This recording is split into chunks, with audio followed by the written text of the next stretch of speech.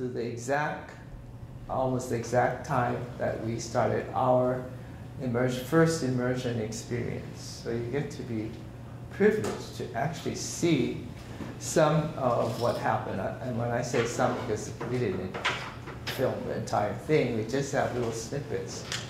But I think before we go to that beginning on a few snippets of video, I just want to talk about first and second language learners in Hawaii. Now we all know that first language speakers are native speakers. I'm going to stand like this because that light is so bright up there. I'm not in front. And you all have native speakers too, right? Surviving.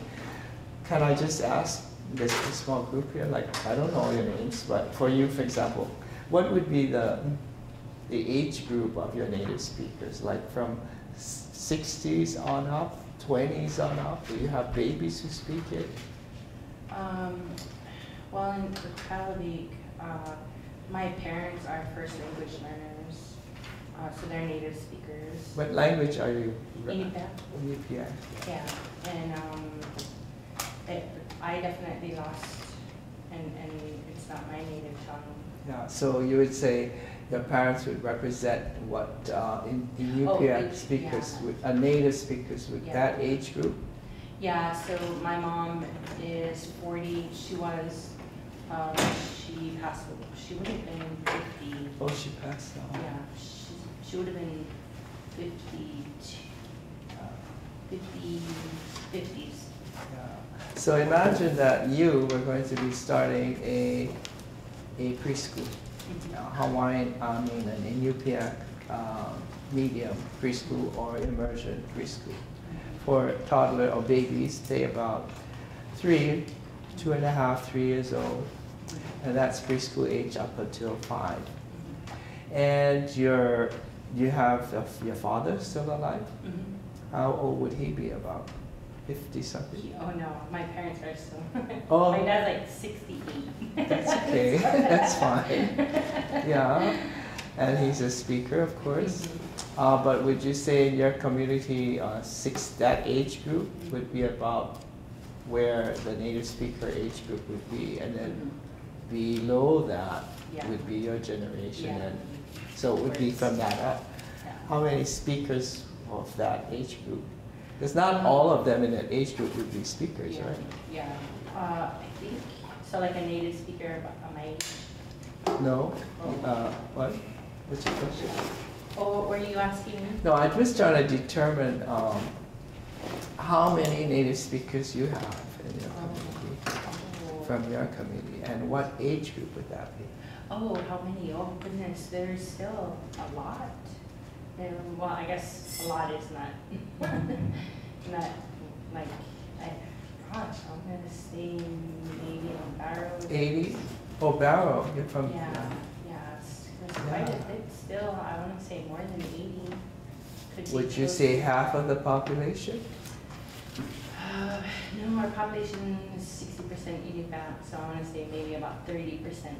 So then of that 60%, half of that is native speakers, so maybe about, I would say maybe 20 to 30% of Barrow, a population of about 4,000. Wow, that's a lot. Yeah. That's a lot. Yeah. What about where you come from? I'm Jennifer, and I live down in Soldotna, south of Anchorage, and so it's... You guys all know each other, yeah? I've met yet. No, I'm not Joel's yet. cousin. Oh, okay. Jennifer. Hi. Nice to meet you, Jennifer. Nice to meet you. I saw your name on the list when I knew you were his cousin. We might have met at the conference. Okay. Yeah, that's right. We did. So, otherwise, Yeah, anyway. So I'm you're, from Dena'ina territory, and so you're presenting, well, what that language? Yeah. Sort of, yeah, but not sort of, you are representing that language. And then the same question, how many native speakers would you have? And what age group about? they're all older, and I don't know. And it would be less than 50, probably less than 30 even. They haven't done a count in a while, and so there's no, of certain dialects there's no outer, in the area I live, there's no, I don't think there's any fluent speakers. They're all across the waters. What about Sandra? Are you from one of these? No. We're two from Tennessee. Kittabrook, Kotzebue. I would say we're similar to Asisone's situation, but less. But similar in that 60 and 70-year-old there are some speakers, many speakers, but maybe not 30%. You think probably like 50, maybe 10. And there are probably more speakers than we know, but they're not comfortable Yeah. speaking. They're Sort of like my mother, who actually was raised speaking it, but she was born about 1924, and we were estimating in Hawaii, if you were born more like 1920, in a particular rural setting, country, you would have more chances of being the last Hawaiian language speaker if you were raised, of course, by your parents at home in the language. So if she was alive today, she'd be 90, whatever that is, 6 or 7, no more. 24, 98, am I right? No, anyways, my math is in the 90s, but she's passed on. And of course her parents, in fact my grandfather, her father, was only Hawaiian. He didn't speak English, only because of his choice of not wanting to be in school. He just ran away. He didn't like school, and then this is a rural place, so they didn't. I guess the cops didn't come after him or something, and he became a cowboy. And he was a good cowboy, so he became the head of this cowboy gang, because this is for a big ranch. We have a big ranch in Hawaii. Nobody thinks that Hawaii has cattle and ranching, but we do, yeah. And anyway, he has a history to this ranch. And so this is why I guess he escaped having to speak English. So if you had, so as for example, my father was courting my mother when they were going together, and he said, my father is pure Japanese. And he was brought up in that same community, so he's kind of familiar with the, the social situation.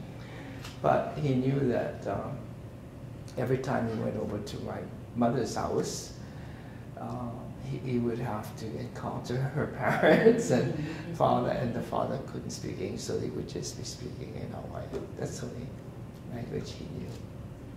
But with my mother folks, by the time my mother came to be my mother, they had already, between my mother and my father's first language is Japanese. His parents came from Japan. And when their children were born, they only spoke Japanese. They didn't know English on my father's side. But when we were born, they had decided that we are living now in, well, that back then was the territory of the United States. You guys beat us. I told you guys we're the 49th state. And then we became the 50th state after you guys in 1959. But so when we were born, they were pushing us to be, of course, the sign of an educated person is to speak good English. So my father folks, and my Japanese grandmother was still alive. In fact, we were raised in her home. When my mother married my father, she moved into his home. And so we heard Japanese, but not like, we heard it mostly between, of course, my grandmother, Japanese grandma, and my father, and their siblings.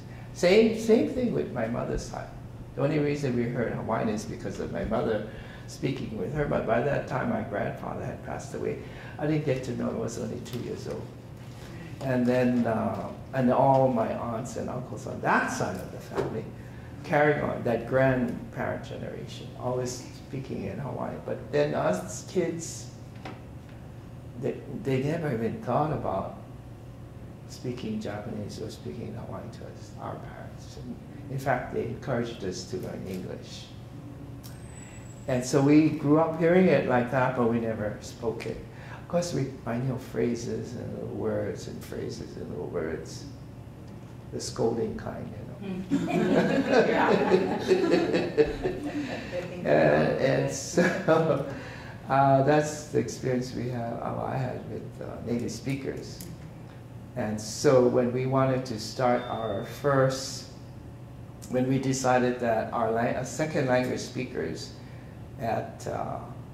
as you would teach, you know, Spanish, German, kind of foreign language classes, we're producing pretty good speakers, but not enough. But then so I'm going to go back a little bit.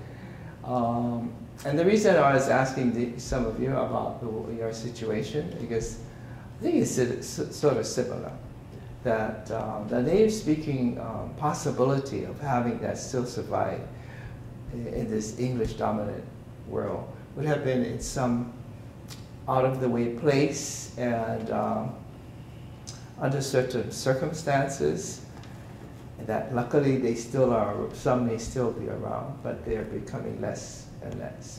And so that's why we're at this conference, to think about how we're going to strengthen this back again. And not necessarily that we might be in that same world. I don't think too many of my students, I think, are becoming cowboys like my grandfather, or my grandmother was really just a housewife. They want to go on to other things, I think, but still speak their language. So it's a different world, but still you could carry on in your language. And so just teaching it to 18-year-old college students, you know, or high school classes, and a few classes in our public schools we had, and a couple private schools, we're teaching it as you would teach Spanish, German, or French.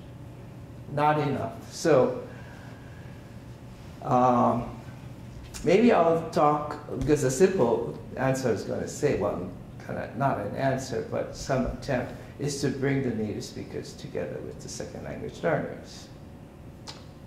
So, and then I just want to talk a little bit about Hawaiian being taught from 1921, my math is always bad, that long ago, at the University of Hawaii. Our university was started in 1919, and then because we were overthrown, we became annexed to the United States in 1998. We still had into the 1900, 1901, 1902, 1903, the early 1900s, mostly men who were in the kingdom, the parliament or the legislature of the kingdom. So when this decision came about that Hawaii should have a university, they would have, the legislature, the territorial legislature would have to have approval. So they did. And then it was only an agricultural college. Then they thought we should introduce arts and sciences. You know, to learn a little bit about the sciences and the math and the arts, you know, like language and other cultural, like history and literature.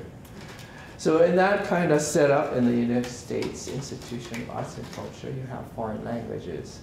And this is where that territorial legislature said, how come we are approving German, French, and Spanish, whereas Hawaiian, even though it's going to be in the foreign language category. So that's how come we had an early start in teaching Hawaiian language. And I just came from Brian's talk, so our Mohawk colleagues are really much into secondary acquisition. And it's great that they're here because supposedly the polysynthetic language is more relevant to the the complexity of instruction for second language learners here. I just want to emphasize that when I'm talking about second language in our situation, is absolutely crucial. Whether it's polysynthetic or just foreign, you don't know your own language. It's crucial that second language learners are taught enough so they become fluent. And hopefully second language learners are very motivated, that it will help the teacher, so the teacher doesn't have to motivate you so much, do all these gimmicks and make the class so interesting that you don't want to leave, and it's not so boring, Well, anyway, hopefully that you have good teachers, I guess. You have good teachers, but there's also, I think, what Brian and Taylor are presenting is because they're finding their language is hard to teach, this polysynthetic language. So Brian especially has come up with kind of a method he's kind of invented, and maybe it might help. So that's what happened with our teaching. Although we didn't have this more complicated long sentences or words, I guess. But still, the beginning in 1921, the first teacher was a doctor of medicine. He just happened to be fluent in Hawaiian back in 1921. Lots of people spoke Hawaiian, older people back then, many. Then the next came the Protestant ministers. There were 3 Protestant ministers. And because the church, the main church in Hawaii, the first missionaries to come were Protestant, Congregationalist. And they, of course, got into doing language because back then, that's the way they would communicate with us, with the people. Translating the Bible and teaching us all these Christian teachings would have to be through Hawaiian. And of course, we credit the missionaries for giving us a written alphabet, because they came up with the alphabet, a phonetic alphabet. Thank goodness it's phonetic, because it helps us read phonetically, sound by sound. Not like this complicated English that comes from Greek and Latin and French, and you look at it and it's hard to read by symbolism. But with our symbols, the sound is exactly what you see. So that made our people become literate, be able to read very quickly. And they saw the magic, you might say. They probably saw it way before, when these ships were coming in and saw maybe somebody was writing, oh no, they're passing it over there. And the guide said, aye, aye, sir, whatever they did. And they did something, and the people were saying, what is that little white paper and that thing in their hand over there? What is that? They were scratching. Anyway, the word that we came up with, but not we, but the old people, they likened it to the tattooing, the action of tattooing on the skin. You folks have tattooing. And so that's the word we have for the verb to write. And then when you write and you have this stuff on the paper, it kind of reminded them of the cloth we had was from bark cloth. And they would put prints on it, to make it look kind of nice. And it kind of looked like that. So the noun of writing, the writing, is palapala, the name from that kind of application of design on the cloth, the paper bark cloth. So we started to move our language into new things, and it just kept going and kept going. Until now, not now, but back when the language starts to get weak at the end of the 1800s into the 1900s, it's getting weak. So by the time we were thinking of starting this little school to get it back into the families with the children, that was 1980, 83 we got together. And the first 2 schools that we got going was 85. We started with an 84 school, 1984, all native speakers from a little island that's a private island, because during the monarchy, our king had sold this island, they needed cash. Happens that there were people on the island, so here, buy the island and people are on it too, you can have them too. They didn't evict them, so it's a particular, funny situation, yeah. But what that did is make the island private, and it happened that this very, you know, what do you call, family from, by way, they came from New Zealand by way of Scotland. They're from Scotland. They were sheep ranchers. A very conservative and private family. They didn't want to have people around them. So they said, okay, this is private, couple, nobody can come. Even till today, can't go there. And that meant isolation. So all through that history from when the purchase is 1854, until today, isolation saved that population, or just, I don't know if a good word is, I mean, saved or either deprived them of being a part of mainstream English world. So this depends how you look at it. No electricity until today, and all of those kinds of niceties. Of course, by now they had batteries, so pretty soon they had battery radios and television, gas stove, but no electricity. So all I'm trying to say is that some certain peculiar situations, more common would be in the country city, very rural pockets, where civilized, so-called English civilization, English-dominated mainstream, did not impact as fast and as impactful. Maintained at least the possibility of still having native-speaking people. So I just want to show a little picture now. I have it up there. That's the island. Not so big. It's pretty a dry island, though it receives rain. There's no running streams. And the Scottish family, the Robinsons, thought, well, this is all right for sheep. The price was $10,000. It's pretty darn good. We'll purchase it. Okay, here, give me the money, you have it. So in my lifetime, I know there were 200 people living on the island. Today, I was just told it was about just six people. And there's a radar station by the Navy, some spot up there in the mountain. And that's why they have this six people, mostly men, I would think. And they are very transit. Across the channel, you can't see it, but on the left side, I believe here, it would be the major neighboring island is Kauai, the Garden Island. If any of you have gone to Hawaii as a tourist or visitor, it's called the Garden Island. Very different from Niihau.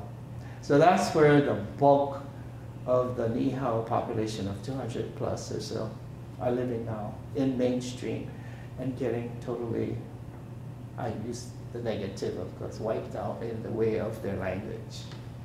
Totally affected. But, yes. Is this the island where you guys started your immersion schools? No, but this is the island that I got to grab onto a couple of these native speakers to become our teachers. The native speakers. So this is where where you guys started with the 6 people? Is that where you? No, only today there's 6 left out of 200. The 200, when the Robinsons purchased it, they were sheep ranchers, and then they got into cattle. So they had employment, they hired the people to work for their sheep and cattle. Then they got into honey business and charcoal. Most of those trees, lots of those trees, I wouldn't say most, but lots of them are this foreign mesquite. I don't know if you heard of mesquite. You first don't have to make of that. That's a dryland tree with thorns. It comes from Texas because it's a dryland, and this island is fairly dry. But the wood is tough and makes good charcoal. That was the work they had. And then the Robinsons also had purchased in the old days in the 1800s, 1860s, and they purchased some big parcels on the main island, not main, on the neighboring island of Kauai to operate sugar, because that was a major kind of industry in Hawaii for over 100 years. And today, I don't know, they're still hanging on to that property in Kauai. They're planting, I heard it was corn or something for hybridizing the seeds or something. You know, not so much for eating. Anyway, where was I going? Oh, we have to talk about language, so. Yeah. Two speakers came. I got 3 actually. But we got to know the main one. The main one I called, she's the older one. She was back then maybe 38, 39. She happened to move. She left her island when she was about 20. The school on this island, there's a school even today. I don't think they're running it though, but it's a Department of Education school. That only goes up to 8th grade. The school is totally in English, run in English. In fact, her mother was one of the teachers. I know her mother and fluent Hawaiian speakers, but she could speak English too. She learned to speak English because that's how the school was going to be conducted. Very, you know, like 2-room schoolhouse for 200 people. And it only went up to 8th grade. So this native speaker, Lola, now, who I introduced you to, only went to 8th grade. So she wasn't very, you know, comfortable in English, which is perfect. Just the way, you know, they come, you know. And of course she had a couple of nieces that she knew who wanted to come out to the big city. They were only maybe 18. Well, one was 18, 17, 18, and the other one was already married, and she was half Niihau, I put it that way. Her mother is Niihau, and that's how she became a native speaker at home. Her father is part Chinese, mixed blood. So those were the 3 native speakers that I'm going to talk about, and that kind of background that they come from. And then I have just a bunch of college students, you know, my students, who became fluent enough to be a part of this initial start, because that's what we were looking for. And we wanted our native speakers to be there, but we needed assistance with a second language young people to assist in conducting 7:30 in the morning till 4:30 or so, 5 in the afternoon, because we had to do an educational curriculum. But first thing, the main priority was no English, just Hawaiian. Just Hawaiian. In fact, the curriculum stuff could wait. But it really was helpful to maintain a batch of kids with something to do, not just lay around and do nothing, so curriculum.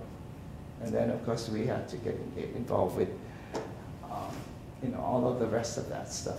But I just wanted to kind of focus about that kind of dynamics, and that it helped us. I don't know how you will if you didn't start or you have, but that's, I think the basic thought is to try and get as much of the native language into the ears of learners, whether you're at this age now, college age, 2.5 years old. We started 2 infant toddler schools at 9 months up until 3. Then from 3 they're going to preschool. Now we don't have that privilege to use native speakers. We're down to 30, and Niihau population is getting wiped out in that sense, and they're actually now struggling to maintain a Hawaiian medium school for them on that neighboring island where they moved to. While they were on Niihau, they wanted their children to be taught in English. Now they're in mainstream English. They see the value of conducting a school in Hawaiian. Very sad. And so some of us have assisted to establish a school for them, for that community. They happen to be all on that side closest to their island, on the west side of Hawaii, the neighboring island, because that's where their owner of the island, the Robinson family, had purchased that plantation, sugar plantation lands, and they had, over history, have made their laborers homes. So when these guys come over, no job, no place to stay, they already have had some families there. They're all in there. And that's how come the community mostly is concentrated on that Kekaha Waimea side. And that's where our school, this school for Ni'ihau families is. It's called Kekula Ni'ihau Kekaha, which means the Ni'ihau school at Kekaha, which is on another location on the other. They're having their challenges. Anyway, so have any of you started a school to pass your language on to your children? And that's how you're doing it? We had a group of elders and interested community leaders over 20 years ago that had been meeting at night and talking about the state of the language and the state of the children in Kotzebue. And then they asked people people like me who could make an application for preschool. You're a native speaker. I'm not a native Oh, you're speaker. not? No, Oh. I studied it in college, and they knew I had an interest, and they knew I had young children and would be interested. Like they knew who in town already. They knew the dynamics of Sure, the families, and it's a so small the place. first 20 families were very involved. Lots of hours, everything. So it was our elders kind of thought it up, and then got a smaller group of young people together and said, "You're going to open by this date." And we just started. We just did. We just made applications. We went out and hired our staff.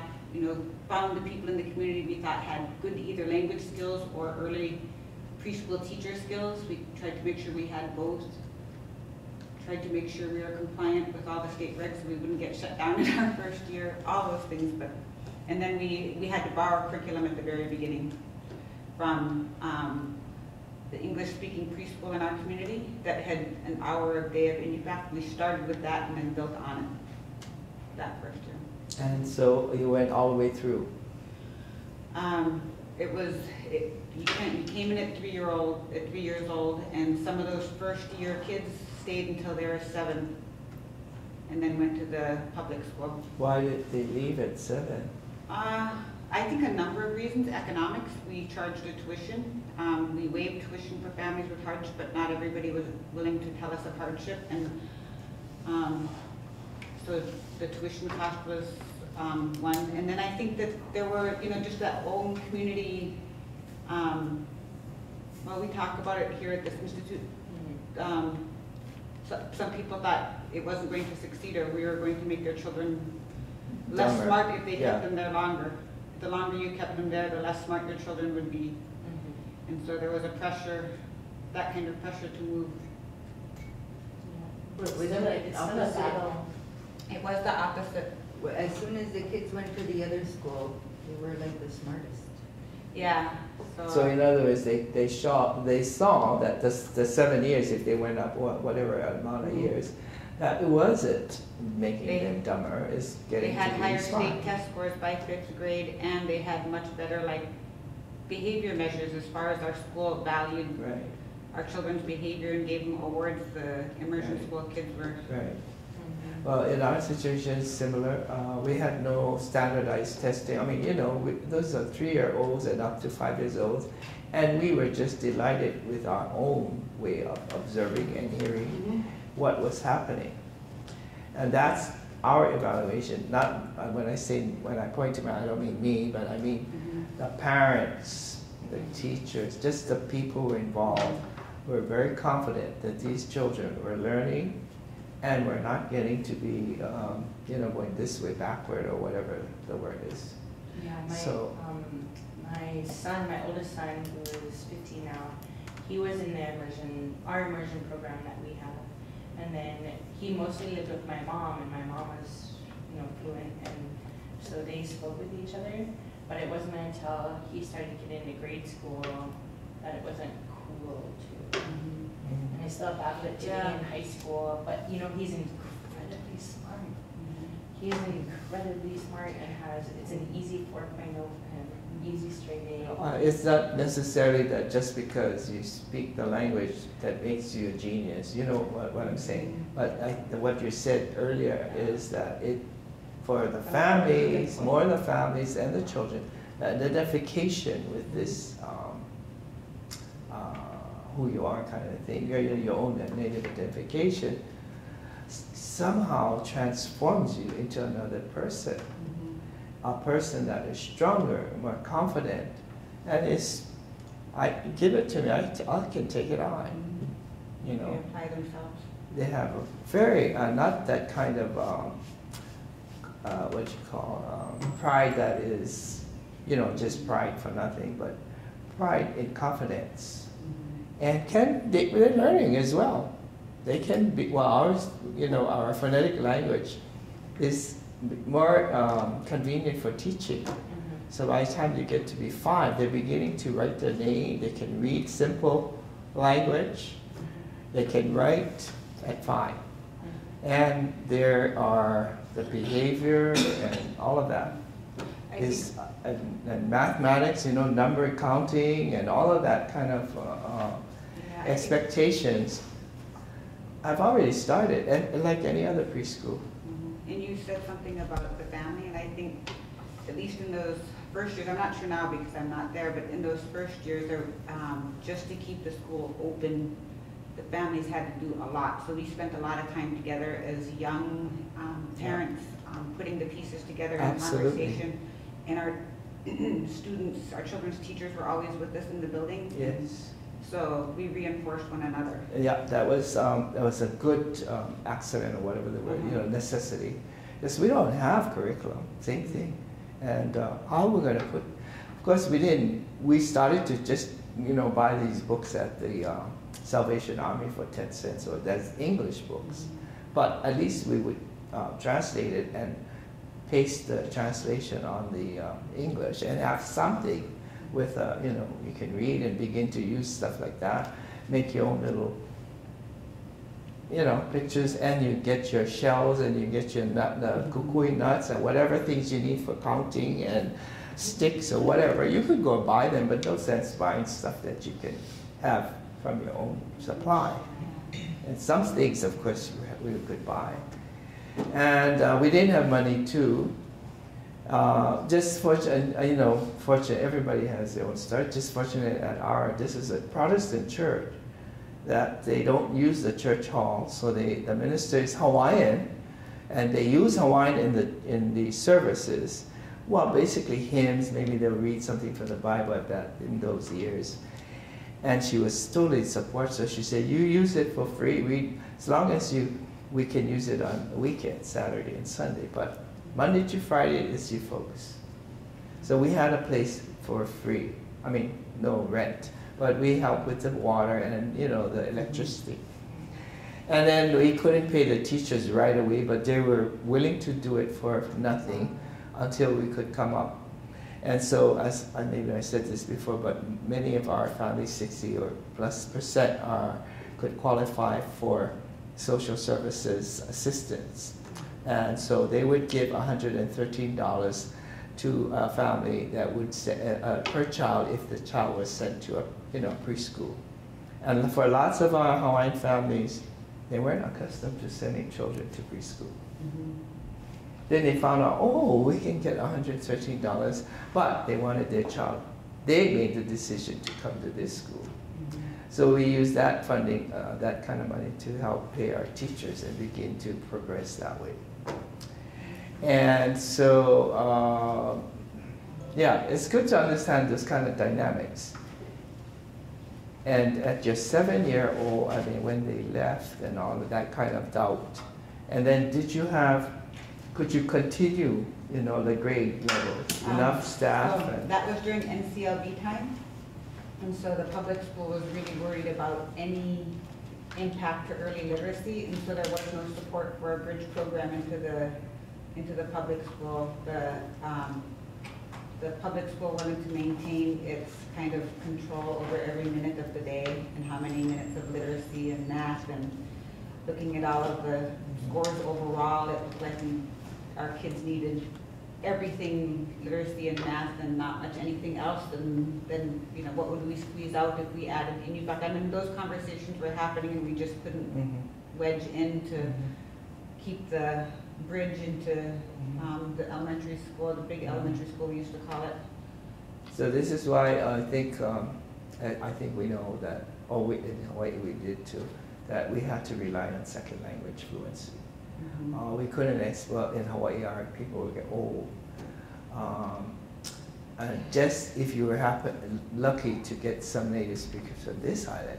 However, the history of the Nihao population, young people I'm talking about, they do not continue on to any higher education. We had a few, but that's not a reputation. I mean, it's not a source that you can depend on. The one that we depended on in Hawaii were just determined, interested, like I see here at your conference, young people who are very gung-ho and want to become fluent. And they become the teachers, the qualified teachers, to continue to maintain only using our language in the whole process.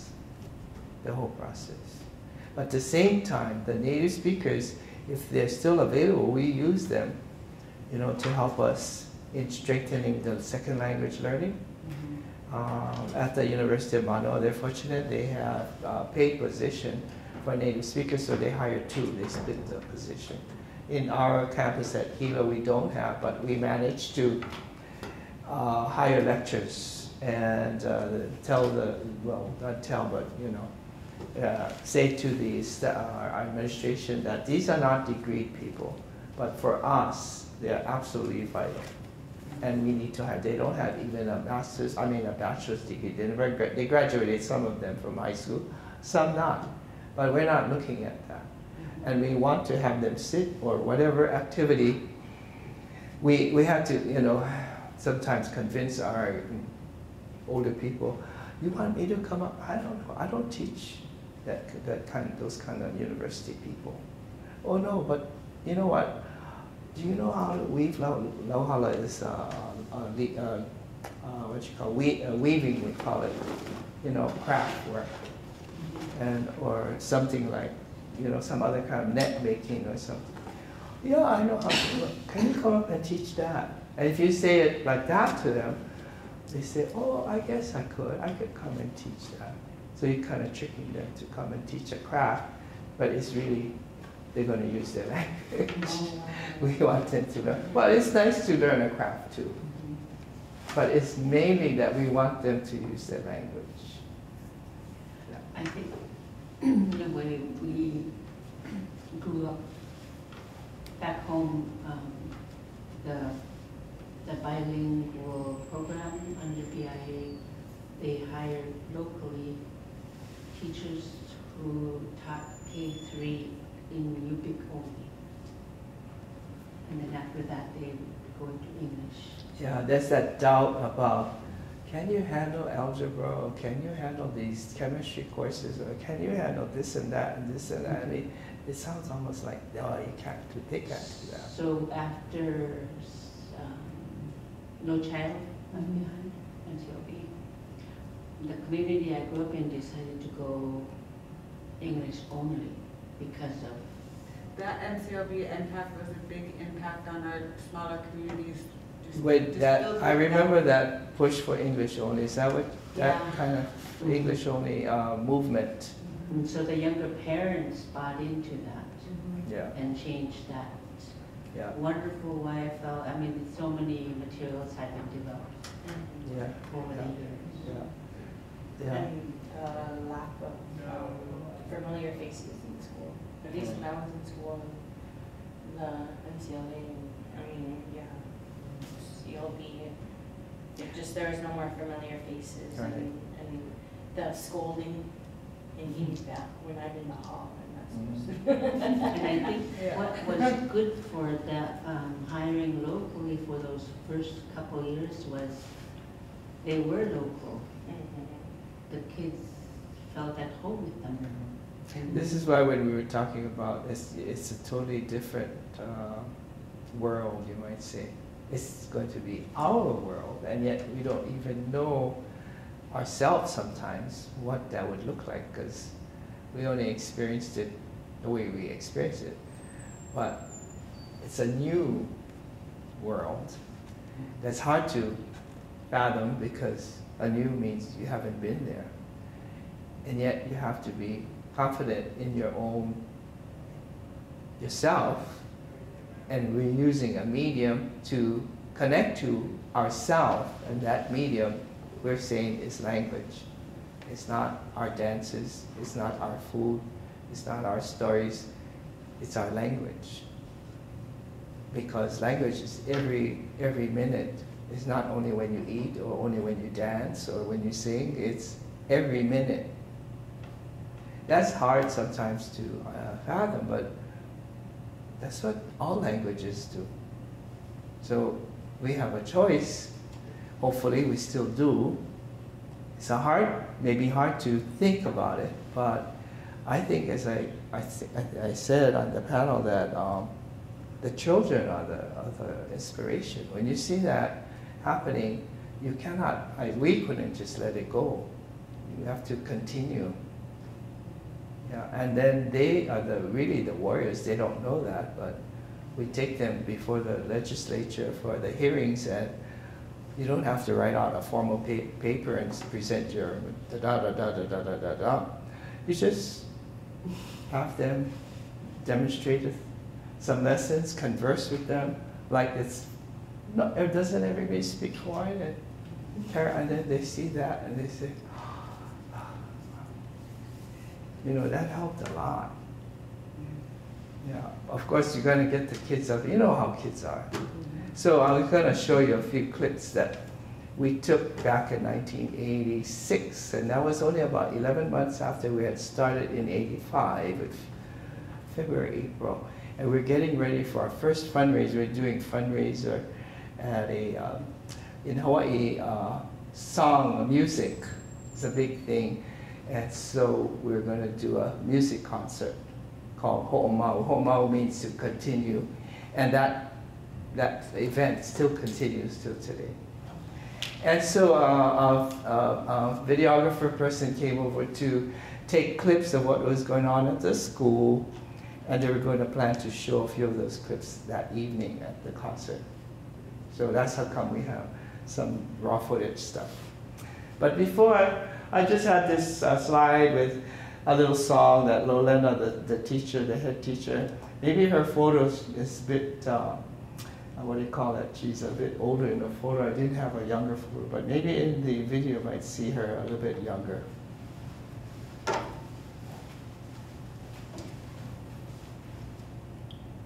hope this all goes.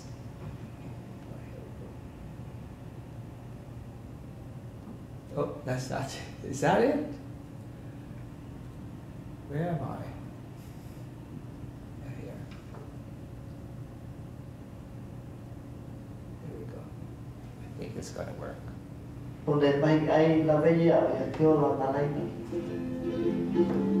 But that's her picture. She's just she's singing a song for her island. So it's just get a little view of the island. They have beautiful, pristine beaches, and one of the major things that they still make today is these very valuable shell lace, shell jewelry. We don't get to.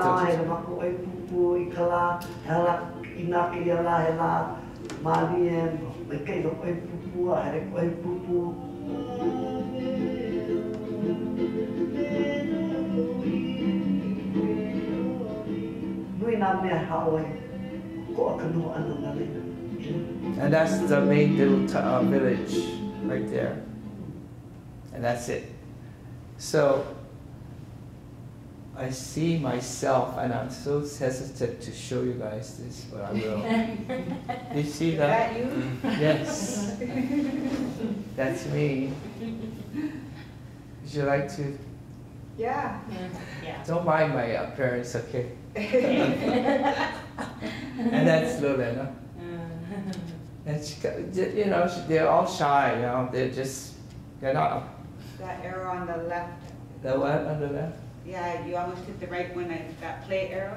Oh, the left one? The This play one? Oh, there, no, I see yeah, that one. Ela o makaano na mahina mua o ke kula ke ano ke au ane ko o i na ke Ka ho makaano ke kula ano aole na ke makakoi ko na we ke kai o makaka aole ka nui o na ko ai ka nai ho makai ano hana nui no ma ke au ane ala ko aka wa apo no la ko ina apo e o le nai ko o na we ano ke au ana maka o le lo e ano he la ko a o pini mai amari la ko e makakoi o kai mahina a ole no makakau loi ka e rua ko mahina e hawiki ke ala ko ke mapupu ko la ko inoa ka makariki a e koro mahina ano makakau ko me ka mahina e ha makakau lo. Yeah, so that's Lorena back then, and then I wanted to show you a few of this raw footage stuff. That's when that was done as well. Let's see. Oh. Well, this is just Lorena sweeping up the floor in the morning, just this kind of things. Now, we were trying to get some video shots for the concert. This is early in the morning. This is the church site, the hall, the church hall. This is a lanai, you know, big roof. So outside, there's a playground in the back. It was so convenient. Restrooms. The only thing is the eating. They have this little kitchen in there. This is Ulu, and her mom is a native speaker. She's a native speaker. I don't think she graduated from high school. She went up to 11th grade or so. And they all knew how to take care of children, and but they weren't familiar with dealing with the curriculum. And then this is my uncle, who is my grandmother's nephew, so he's my uncle. And he came to live with me, and because I told him, oh, you should come stay there. I'll have to, you know, because I wanted to take him to use him to be involved with the work. Well, he was good at the university. But I said, we come and, you know, talk to the children too. Oh, what am I going to do to the children? You know, he doesn't know what to do. I said, well, you know stories. Tell them some stories. They won't understand the stories. They don't. But after he got to see the kids and how they were kids are going to be talking at that age level, but they could handle. So he agreed to come sometimes to just tell stories. Then I had somebody do little pictures of his story because it made him comfortable to use something that the children could, you know, you have to relate to the children. So this is totally different from being brought up at home. You know, you're in a school setting. So there are these dynamics that I can easily see through this video. That's not how we were raised in the house. You know, when you're in school. Things like praise, for example. Praise, you know. Oh, Johnny, you did a great job.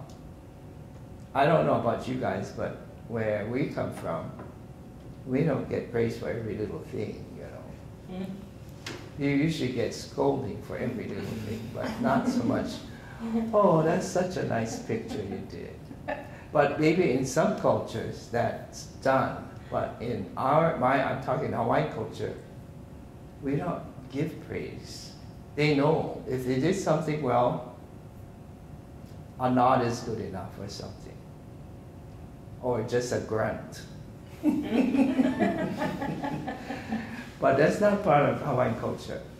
So when you go into school like this, things adjust. I also notice native speakers, they speak kind of regular meaning like at home. Then the second language speakers come in and they see children and they know they're in school, so they go, "Oh, good morning, Johnny," and they talk like that. Well, that's not how I heard. Of course, it's nice to hear "aloha kakayaka," in Hawaiian. So again, they are learning Hawaiian, maybe a bit that way. But I think they grow up, they begin to pick up, they begin to connect back to the essentials of values, and that happens. But anyway, he came, he's gonna, and now they're gathering, I think, to show some songs and maybe some little discussion. And this is a mother with the hat on. She's one of my students. She happens to be a mother now. That's another dynamic that happened at our beginning. We had parents who are second language learners, so their children they're trying to raise at home using the language. So maybe about half of the children you'll see here, I don't know, I didn't count, about half are from parents like that. So when they brought the children to school, and the other half of the children who don't speak any Hawaiian, that helped.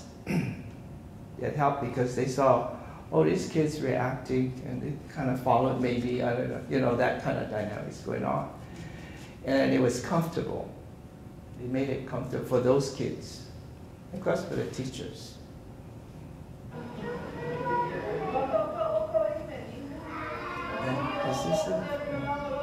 That's the loudest volume. That's okay, you don't understand. Ah, yes.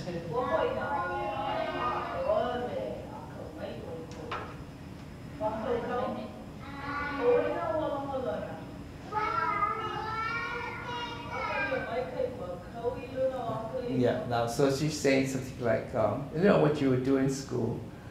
She says, "Oh, Akalia," that's the boy, one of the boys. "Oh, Akalia's behaving very well. If he wants to say something, he's going to raise his hand." We don't raise hands at home. I don't remember saying, "Oh, I'm hungry" or something. But this is a school behavior, which is good training, right? I guess. I'm just saying that sometimes our native speakers think, "Oh, we have to speak to them the way we were raised," No, this is a different time, but still, anyway. Another thing you don't notice, but I do, is that we have 2 questions in Hawaii for what, and what for a proper name is heaha, and what for a proper name is ovai, like a name of what's your name. But what is this is a different what. So she's asking about animals, and they don't, unless it's a pet. Yeah, your dog's name is Skippy or something. But you would say, and she's trying to get into the song about this animal. So she's asking, "Oh, okay, what animals do you know? What animals do you know?" So the what is the word she didn't use the right question, but that's okay. And I was so happy to hear Akalia answer the right way. He answered with the marker that is for the hea. So ovai, you go o so and so. But if you but she used the wrong, she said ovai, but he answered in the right way, he. And he gave the name, Elepane is the Hawaiianization of elephant.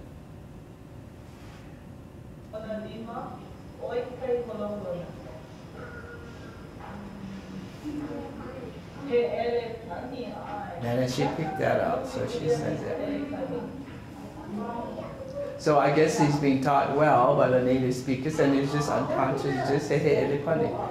Elipani is the name, but hey is the marker. And he's using the marker with the answer. Correct.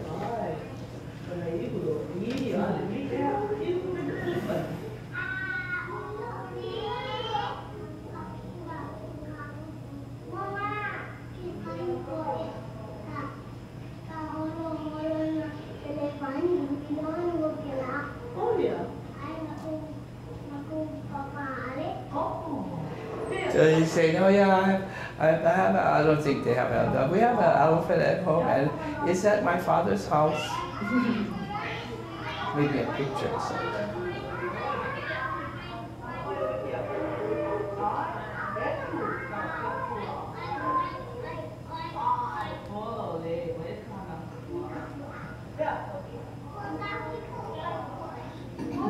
And Keiki's two children were supposed to be there that day. She had this, they were here, her daughter and a son. But that day, I told this story, they happened not to be there. But then the next day, the guy came back with a camera and they were there. But not this day. That you would see her daughter and son.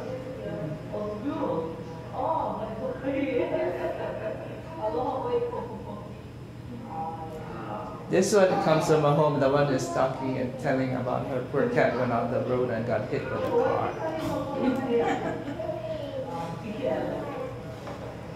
And because at home her parents speak to her in Hawaiian. And that helps. And I'm going to have to just kind of drag this, so I don't know where the, it just continues for a while now, just to give you an idea.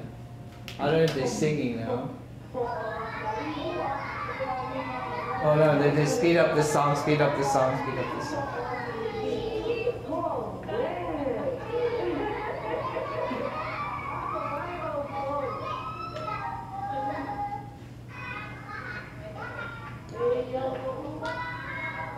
I guess you guys have those kind of parts of your body song.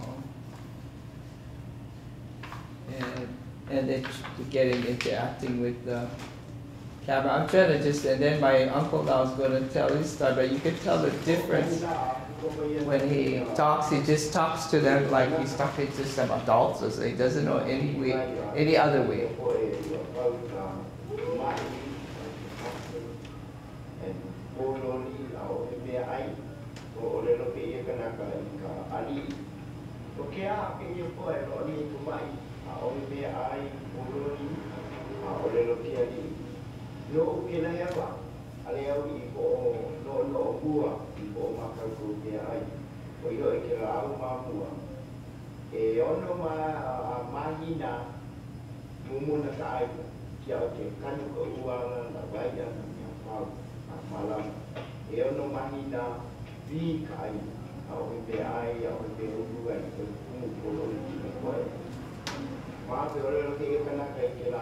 So anyway, he's saying that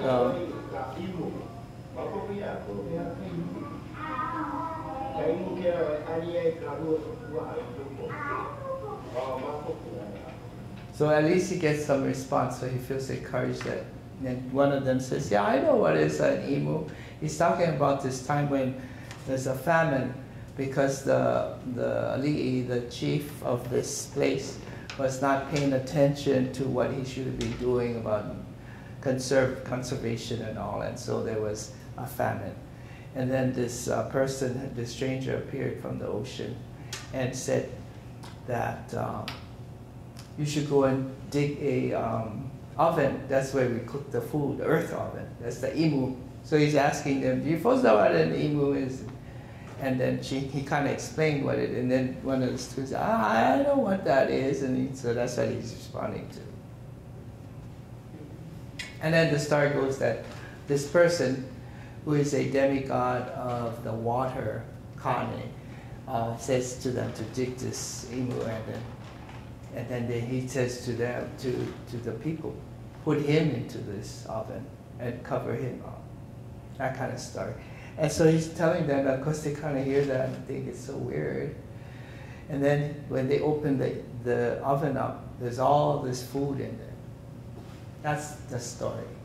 And the story is pertaining to where he was raised, and the name of the place is, the name of their spring water is Vaio Kane, and that's how the spring water got there, the water of Kane, because this stranger who was this demigod is Kane, and he produced the water for the people, because after they made the food, he also made the water for them. Anyway, that's the story that he's telling. So these are the kinds of, there's all kinds of, I don't know, whatever else is going on here. They're having lunch, I think this one.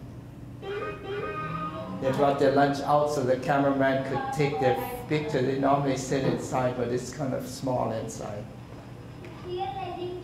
And they're talking. Yeah, what I have is the same thing like you have, is what he's saying. Then he says hot dog, and then the teacher in the back tells him what is hot dog. Naukake.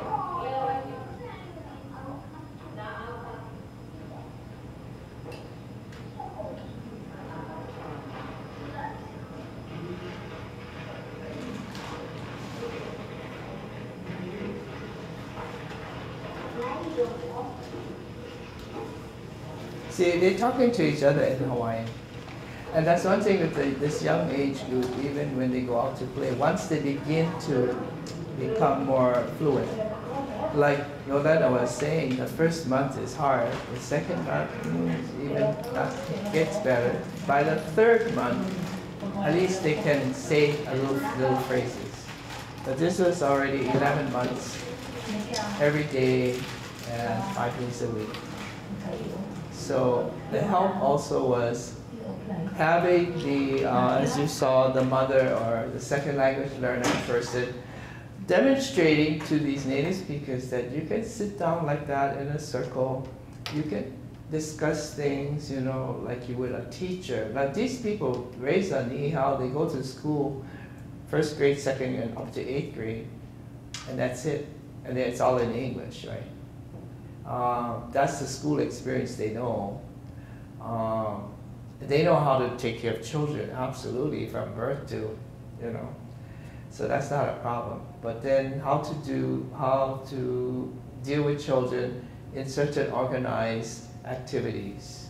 All of that came about with the assistance of, because I didn't know that much about taking care of kids at the preschool either, but Pila's wife took off from being a full-time teacher at the college university at Hilo for 2 years, and became like the coordinator between this school, the Honolulu, and their school in Hilo. Eventually we started one in Maui and Kauai, so we got 4 schools going. But we created our curriculum, and made sure that we wanted to maintain it culturally sound. And for example, one thing we found that was very culturally sound was to be, there's activities, that you have on the shelves. You can go at a certain time, a child can select whatever he wants, or she takes it on the floor, like the carpeted floor, just like this, do that activity for that period of time, and put it all back the way he found it. To teach them how to use it, how to put it all back, and put it back neatly again so you have it there next time. That kind of teaching for preschool age. And of course the skill of whatever that activity was, whether it was just fitting it in certain kinds of spaces, using, what do you call these, tweezers or bigger tongs or stuff like that. All of those things for their muscles and all that, all is involved with this kind of curriculum at that age. And that's the kind of activity. And we're very much affected, as probably lots of you here, with Christianity. So these teachers, being from Nihao especially, are very much connected to the Christian faith, Protestant. So we open the day with prayer. The children learn how to do prayer. They sing hymns. They also sing other songs, but this is part of the opening of the day. Also the closing. Also before they eat, they have a snack, 2 snacks a day, and a lunch. In those days, the parents really didn't have place to cater the food or anything. All of those kinds of things. And we had a little concern from some of our parents about, are you a church school? Are you teaching my child to be a Christian? No, we're not, but this is part of our heritage and it's included, and we're not converting your child to be a Protestant or whatever. So we deal with it, even for today. And then it's the opposite as well. Are you teaching them these stories about, these demigods and things like we don't believe in those things, that's our situation today. So we deal with that. So we're going to have to deal with the parents, the community, the whole thing. The main thing is to keep your mind on what the purpose of this school is going to be about. For us, language first to connect us or reconnect us, and we happen to want to be involved with their education through our medium. It brings the world to us very quickly. We have to deal with it sooner or later. I remember when you were here last year. Yeah. And you said the one thing that I think stuck with everybody that attended one of your sessions last year was you just have to begin. Yes. The stars won't all align. Yes. And that you guys just began, like you didn't have enough money to pay the teachers. And we're very naive about that. Naive about even regulations for certification. But we knew we could do it. Of course, it's going to take some work. But, and then once we saw the kids speaking, that's the main thing. Everything just kind of moved into place. Of course, it's work. It just happened. It's work, but I think key is also to get younger people, younger second language people up to par and involved, because once you start preschool, then you continue on to first grade, second grade, and all. It's a big transformation, but it's really great, I think. It's just, for us, it's almost like no turning back. You cannot forsake what you started with that kind of beginning. I think we're done. Was it? Yeah. I don't know what time we're supposed to be finished, 4:30. That's fine with me, unless you guys have questions. Thank you. Oh, you're welcome. Are you folks taking, no, the other question was, where do you go to learn your language, in a formal setting? I don't need to go home, and you can do that too with your father or whatever. You can, but I think we have to speed it up a little bit. Yeah. So being in a classroom or that kind of learning situation, you have that available? We have classes in the fall and the spring. Oh, and then even in the summer too. Telesavic does a really good job about having a setting to learn. But it's not a fully immersed. Well, summertime they have camps or that are pretty amazing. But it's one of those things where it's like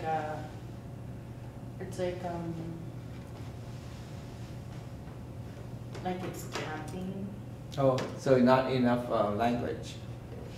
Yeah, but that's definitely how we were, at least where I'm from, that's how we learned to. Yeah.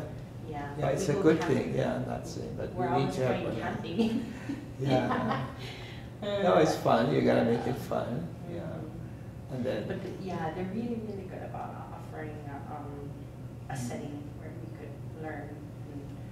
I'm enrolled with the college now, so I've had quite a few opportunities ever since I've enrolled at Ilisawik to be in a setting to work towards fluency.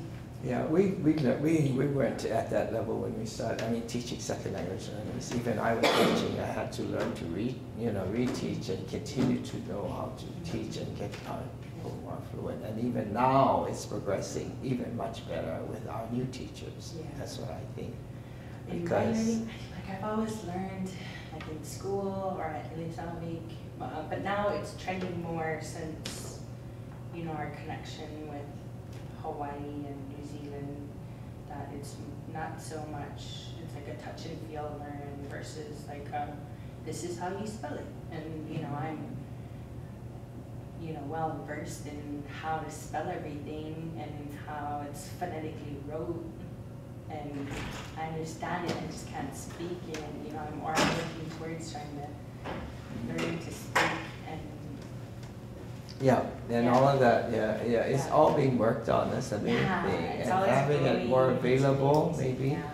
Like some of that report this morning on the panel, Yeah. I thought, oh, those are important things to have. And of course, take some training and work, but yeah, it's moving. It really is, it is, and my son is in immersion, and I really just want to work towards that K through 12. Because, you know, come kindergarten, my children lose it. And when my mom passed away too, that was when, you know, my dad had no one to speak with, and so my So children you don't lost hear it as much, too. they don't Yeah. hear it as much. Yeah, my oldest lost it definitely because I didn't reinforce it at home, Yeah. and it was reinforced when he spent time with his backup mom, but he lost. Yeah. Yeah, it's going to, yeah, that's, that, So I really want to work towards that. yeah, we found that if the child doesn't have a continuous, you know, from whatever, the earlier the better, it was say 5 years old, or say 3 years old, and they get to kindergarten.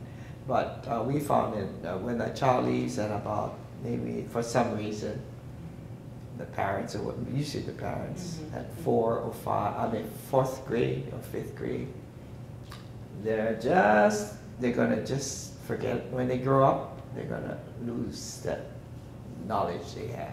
They'll say, oh yeah, I remember some Hawaiian, yeah, I used to speak it. But if they get to 6th grade, they remember a little bit more. So if you encounter them on the street someplace and engage in conversation, they can speak it. Of course, if they had it all the way through to 12th grade, it would be even better. Yeah. So the more, the better. But if they only go up to 2nd, 3rd, 4th, maybe 5th and 6th grade at least, minimally. But then, of course, if you want to get, you know, strong, not like, oh yeah, I can speak it, you can carry on some conversation, yeah. But to get to be stronger, you go to the whole thing, yeah. Yeah, everyone. And then it does affect, definitely does affect. I'm sure you're affected, as I can hear you say that you want your son to continue, but it affects the families in very positive ways, I think. Someone else told me, maybe I was talking to someone else who's a linguist and has an interest in language revitalization, and I was talking to him about Alaska Native languages and the work that has to be done, and then he brought me back to this individual level, and he said that to learn your own language in Alaska, you have to travel through some painful circumstances. And You have to travel through some painful circumstances. painful, Now, because we're learners, and we have to, every one of us has a personal journey. Some of us might experience it as we weren't taught. Some of us might experience it as, you know, and he just said everyone is so individual in Alaska. When they're a second language adult learner, they're also going through a personal journey that is defining their relationship with their identity and their language. And I thought that is true.